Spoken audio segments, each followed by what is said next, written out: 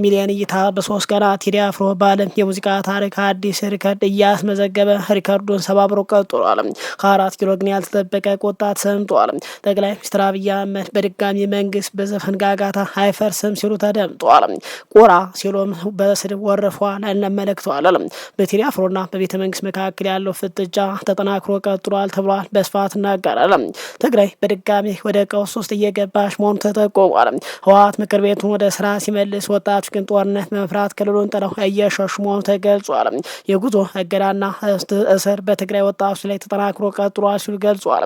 ዛሬ መላ ኢትዮጵያን እያነጋገሩ ያሉ በርከት ያሉ ሰበር መረጃዎች ዘንድ ቀርበናል። ሰላም ጤና ይስጥልን። ዜና ምህዳሮች ነን። በተለመደው መሰረት የሰዓቱን አጫጭር መረጃዎች ዘንድ መጥናል። መረጃውን ላይ ሸር በማድረግ አብራችሁን እንድትቆዩ በአክብሮት እየጋበዝን በቀጥታ ወደ መረጃው እናመራለን። በድጋሚ አብረን እንቆይ።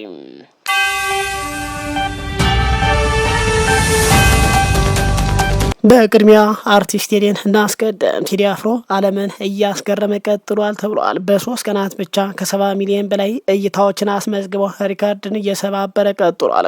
የጠቅላይ ሚኒስትሩ የዘፈን ጋጋታ ንግግርና አዲሱ ፍጥጫም ተጠናክሮ ቀጥሏል። ዛሬ በሀገራችን ትልቅ መነጋገሪያ የሆነው የአርቲስት ቴዲ አፍሮ የሪካርድ ስኬት ነው። ከቤተ መንግስት የተሰማው ያልተጠበቀ ምላሽ እናስደምጣለን። ቴዲ አፍሮ ዓለምን እያነጋገረ ቀጥሏል። የአርቲስት ቴዲ አፍሮ አዲስ ስራዎች ከተለቀቁ 3 ቀናት ቢቆጠርም ያስመዘገባቸው ውጤት ግን አስገራሚ ሆኖ ቀጥሏል ተብሏል። በተለይ ዳስታ የተሰኘው ሙዚቃ በዓለም አቀፍ ደረጃ በዩቲዩብ ከፍተኛ እይታ ካላቸው 10 ሙዚቃዎች ተርታ በመሰለፍ ታሪክን ሰርቷል ቀጥሏል። ሙዚቃው ለ2 ቀናት ያህል በዓለም ደረጃ 2ኛ ደረጃ ላይ ተቀምጦ የነበረ ሲሆን እስካሁን ድረስ ግን ከ8ኛ ደረጃ ላይ ዝቅ ሳይል በከፍታ መሪነት ላይ ይገኛል ተብሏል። በአጠቃላይ በ3 ቀናት ውስጥ የአርቲስቱ ሙዚቃዎች ከ70 ሚሊዮን በላይ እይታዎች በማስመዝገብ የኢትዮጵያ የጥበብ ታሪክ ቀይረዋል ተብሏል። ይህ የአርቲስቱ ስኬት በሰፊው በሚነገርበት በዚህ ወቅት ጠቅላይ ሚኒስትር አብይ አህመድ ትናንት ወደ ኦሮሚያ ክልል ባቀኑበት ውስጥ የሰጡት አስተያየት ብዙዎችን አስገርሟል። ጠቅላይ ሚኒስትር አርቲስቱንና ተከታዮች በተዘዋዋሪ ቁራ በማለት የገለጹበት ንግግር በሰፊው እየተጋራ ይገኛል። ጠቅላይ ሚኒስትሩ እንዲህ ሲሉም ተደምጠዋል። ከፍታ ለንስር ዝቅታ ለቁራ አድርጎ ፈጣሪ ሲሰጥም በላይ በወጡ በሄዱ ቁጥር ቁራውን እንኳን ከላይ ሆኖ መደብደብ ከፍታውን መቋቋም ስለማይችል መፈተን ይጀምራሉ ሲሉ ገልጿል። ንስሩ ግን ምንም ነገር አይሰራም፣ ብድግ ብሎ ወደ ከፍታው ነው የሚሄደው። እኛ እንደነሱ ነን ሲሉ ተሰምጧል። ወደ ከፍታችን እንበራለን፣ ህልማችን እናሳካለን፣ ጩኸቱንና ልቅሶን ለቁራዎች እንተዋለን በማለት ጠቅላይ ሚኒስትሩ ሲናገሩ ተደምጧል። ጠቅላው አያይዘው የብልጽግና መንግስት በዘፈን ጋጋታ አይፈርስም ሲሉ ተደምጧል። ጠቅላይ ሚኒስትሩ ንግግራቸውን ሲቀጥሉ አሁን ያለው መንግስትም በኪነ ጥበብ ስራዎች ተጽዕኖ እንደማይወድቅ በቆጣ ሲገልጹ ተደምጧል። ማንም ኃይል በዘፈን ጋጋታ ሊያፈርሰው አይችልም፣ አቅም የለውም፣ አይችልም በማለት መንግስታቸው የጀመረውን ጉዞ እንደሚቀጥል ሲናገሩ ተደምጠዋል። ይህ የጠቅላይ ሚኒስትር ንግግር አርቲስት ቴዲ አፍሮ በሙዚቃው ላነሳቸው ሀገራዊ ስቃዮችና ትችቶች የተሰጠ ቀጥተኛ ምላሽ እንደሆነ ብዙዎች እየተረጎሙ ቀጥሏል። በርካቶች የጠቅላዩ ንግግር በመተቸት ለመሆኑ ንስሩን ለራሳቸው ቁራውን ለተቃዋሚዎቻቸው ማን ነው የሰጠው ማለት ሀሳባቸው በማጋራት ላይ ይገኛሉ። በተለይ ፈጣሪ አጠቃላይ ንስርን ለብልጽግና እንደሰጠና ቁራ ለቀሪው ህዝብና ለሙዚቀኞች እንደሰጠ እየተናገሩ መቀጠላቸው በርካቶች እየተቹት ይገኛሉ።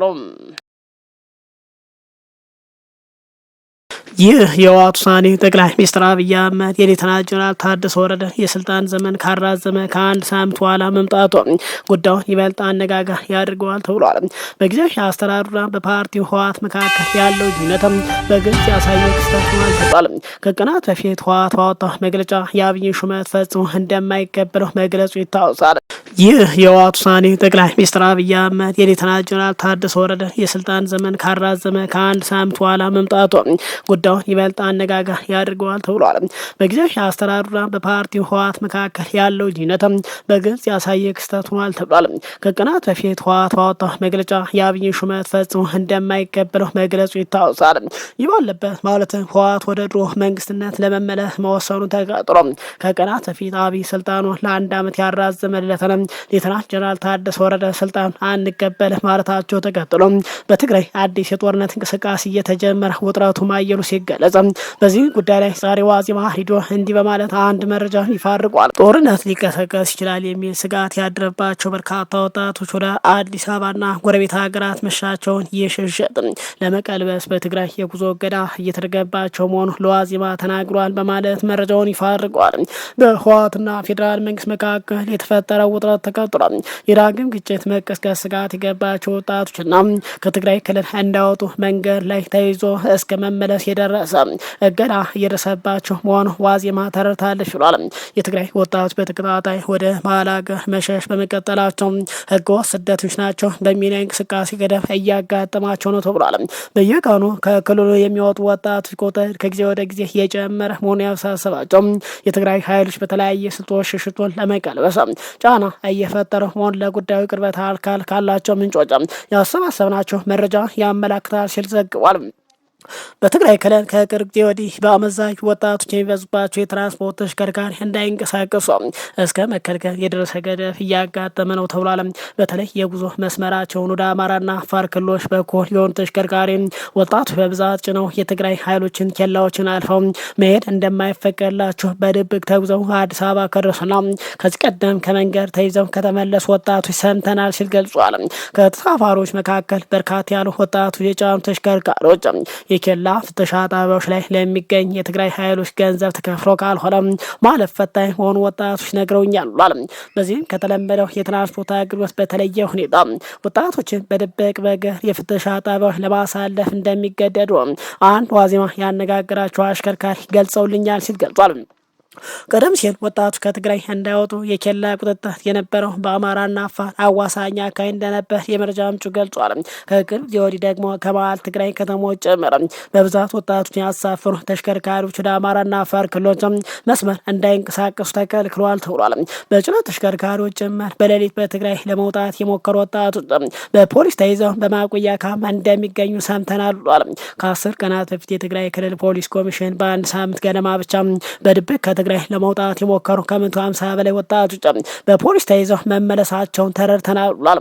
ከሳምንታት በፊትም በቀናት ልዩነት በተከታታይ ህገወጥ ስደተኞችና ጎብላዮች ብሎ ያጋለጣቸውን 171 ወጣቶችንም መያዙን የትግራይ ፖሊስ ኮሚሽን በፌስቡክ ገጹ ያሰራቸው መረጃ ያመለክታል። ወጣቶች ወደ መሀል ሀገር እንዲሸሹ ያስገድዳቸው የዳግም ግጭት ውጥረት ያስከተለ የግዳጅ ውትድርና አገልግሎት መሆኑን ይናገራሉ። የትግራይ ኃይሎች በየአካባቢ በተለያየ ስልት ወጣቶችን ለውትድርና በግዳጅ እየመለመሉ መሆኑ ለጉዳዩ ቅርበት ያላቸው የዋዜማ የመረጃ ምንጮች ገልጸዋል። በህወሓትና ፌዴራል መንግስት የፕሪቶሪያ ዘላቂ የግጭት ማቆም ስምምነት መሰረተ በትጥቅ ማስፈታት ከህብረተሰቡ ጋር በማቀላቀል መልሶ በማቋቋም የተሰናበቱ ተዋጊዎች ጭምር በግዳጅ ተይዘው ወደ ትግራይ ኃይሎች ካምፕ እየገባ መሆኑን የመረጃ ምንጩን ገልጿል። በትጥቅ ማስፈታት ሂደት ያለፉ ተዋጊዎችና በራሳቸው ፍቃድ ወደ ሰላማዊ ህይወት የተመለሱ ወጣቶች በየአድራሻቸው በትግራይ ኃይሎች ተፈልገው እየተወሰዱ መሆኑን የመረጃ ምንጩ ገልጿል። በተለይ በጦርነት ወቅት ተማሪዎች የነበሩ ተዋጊዎች በራሳቸው ፍቃድ በተናጠል ራሳቸውን ከትግራይ ኃይሎች ያገለሉ ቢሆንም የዳግም ግዳጅ ውትድርናውን ሽሽት ከትግራይ ለመውጣት መገደዳቸውን ተናግሯል። የህወሓት ሊቀመንበር ደብረጽዮን ገብረ ሚካኤል መጋቢት 2018 ዓ.ም በመቀሌ ከተማ በተካሄደ ሰልፍ ላይ ወጣቶች ወደ አዲስ አበባ እንዳይሸሹ ማስፈራራታቸው ይታወሳል። ደብረጽዮን በወቅቱ ባደረጉት ንግግር የጦርነት አደጋ አንዣቧል በማለት ወደ አዲስ አበባ በመሄድ የግፍና የስር ሰለባ እየሆን ያለ የትግራይ ወጣት ስደት መፍትሄ እንዳልሆነ ልትረዳ ይገባል ሲሉ ገልጸዋል። በአዲስ አበባ ያለው ወጣት ከብልጽግና ካራ እንደማታመል ተረድተ ከሰራዊትና ከህዝብ ጋር ልትወግን ይገባል በማለት ወጣቶች መምከራቸው ይታወሳል። በአዲስ አበባ እስርና ማስፈራራት ገጠመን ያሉ የተወሰኑ የትግራይ ወጣቶችም አሉ። በተለይ በቡድን ተከራይተው በሚኖርበት አካባቢ ኤርትራውያን ናችሁ ተብለው ለቀናት በእስር ያሳለፉ 4 ወጣቶች አግኝተናል ብሏል ዋዜማ። አዲስ አበባ የደረሱ ወጣቶች የደህንነት ዋስትና፣ የስራ እድልና የተረጋጋ የመኖሪያ ምቹ ሁኔታ የሚያገኙበትን አሰራር ከመንግስት ጋር እየተነጋገረ የሚያመቻች ግብረ ኃይል መኖሩንም ተረድተናል ብሏል። ወደ አዲስ አበባ በሚደረግ ሽት በተጨማሪም ወደ ጎረቤት ሀገር ኬንያና ዩጋንዳ ሸሽተው የሚሄዱ የትግራይ ወጣት ቁጥር እየጨመረ መሆኑ በቅርቡ ናይሮቢ የነበረ የዋዜማ ሪፖርት ከወጣቶች ሰምተዋል ሲል ገልጿል። ገዢው መንግስትም ይህንን አጋጣሚ በመጠቀም የትግራይ ወጣቶች ከትግራይ በማስወጣት ላይ መጠመዱ ተገልጿል። የትግራይ ወጣት ነጋዴና ባለሀብቶች ክልሉን ጎርፍ ነው ለቀው እየወጡ ሲሆን ጦርነት በሚመራው በማዕከላዊ ኮማንድ ፖስት ትዕዛዝ እንዳይወጡ ተከልክለዋል ሲሉ ገልጿል። በየቤቱ የወጣቱ አፈሳ ይጀምራል በሚልም የትግራይ እናቶች ልጆቻቸውን እየደበቁ ነው፣ ወደ ገጠር እያሸሹ ነው ተብሏል። ዛሬ ሌሊቱን በዛላምበሳ በኩል የኤርትራ ወታደሮችና ሳዋ የሰለጠኑ የህወሓት ታጣቂ በጭነት መኪናቸው ወደ ትግራይ በገፍ እየገቡ ነው ተብሏል። ጦርነቱን የሚመራው ማዕከላዊ ኮማንድ ፖስት በትግራይ ክልል የሚገኝ ሚዲያዎችና ባንኮችና ኤርፖርቶች ለመቆጣጠር ትዕዛዝ ማስተላለፉ ተሰምቷል። ማንኛውም የትግራይ ታጣቂ የሆነ ታጣቂ አዛዦችም ትግራይ ለቀው መውጣት እንደማይችሉ ትዕዛዝ ሰጥቷል ተብሏል። ማዕከላዊ ኮማንድ ፖስት ወደ ጄኔራል ታደሰ ወረደ የሃይማኖት አባቶችና የሀገር ሽማግሌዎች ለመላክና ስልጣን በገንዛ ፍቃዱ እንደለቀቀ በይፋ ወጥቶ እንዲናገር ለማግባባት እየሞከረ ነው ተብሏል። የፌዴራል መንግስቱ ምን እንደሚወስን እየተጠበቀ ይገኛል። ክቡራን አድማጭ ተመልካቾች ሰዓቱ መረጃ ይመስላል። ከሰዓታት በኋላ በሌላ መረጃ እንገናኛለን። እስከዛው ሰላም ቆዩን።